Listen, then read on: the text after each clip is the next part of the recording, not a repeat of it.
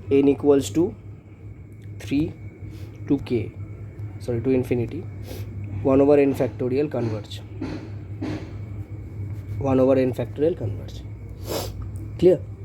So see, one thing is pretty much easily understandable, that let us separate these two terms, these four terms. Okay, see, 1 plus 2 plus 1 plus 3 factorial plus 1 plus 4 factorial and so on will be definitely less than equals to 1 plus 2 plus 1 plus 4 and so on. That is, will be definitely less than 1 over 2 to the power n summation n equals to 1 to infinity. Clear?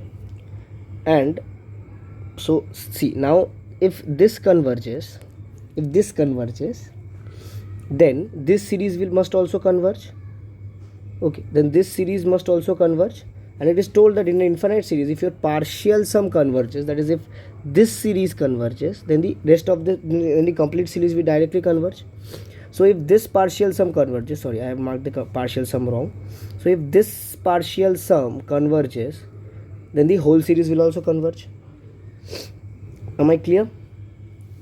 Okay, this is what the direct comparison test says.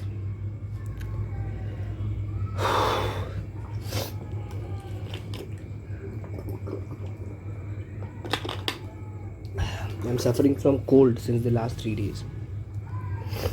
Okay, next thing, called the limit comparison test. Limit comparison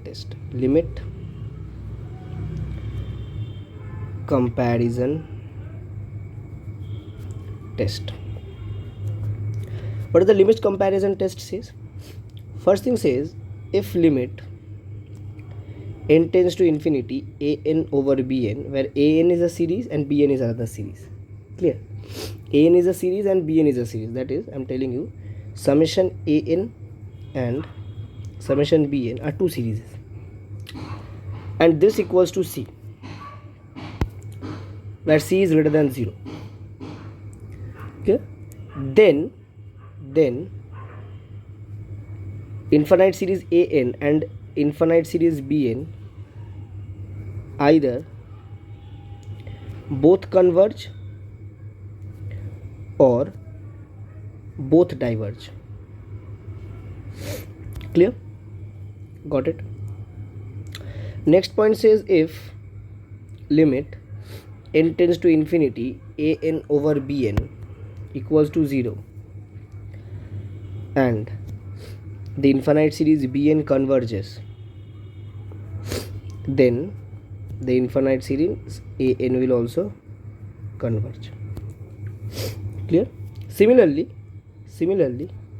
if limit n tends to infinity an over bn equals to infinity and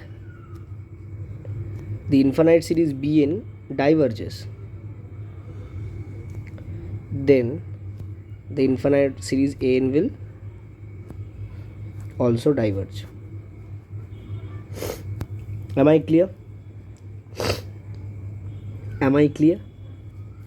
Let us take an example to understand this. So let's say you are given this series. Question: will the series converge? The series is given as summation n equals to 1 to infinity 2 to the power n plus 1 over n square plus 2n plus 1. Clear? Which is given as actually 3 over 4 plus 5 over 9 plus 7 over 16 and so on. Clear? Now limit n tends to infinity 2n plus 1 over n square plus 2n plus 1. Clear? But okay, no, wait a minute, I'm sorry, wait a minute. Basically what we can find that, because this is an, right, this is an, I'm very sorry, this is an, so your an is basically 2n plus 1 over n square plus 2n plus 1. Clear? Now if n is very large, if n is very large, that is n tends to infinity, then 2n plus 1 over n square plus 2n plus 1 will behave like 2 over n, So what we actually do is that we take bn is equals to 1 over n. Now if bn is equals to 1 over n, then summation n equals to 1 to infinity 1 over n, this diverges, so n will also diverge.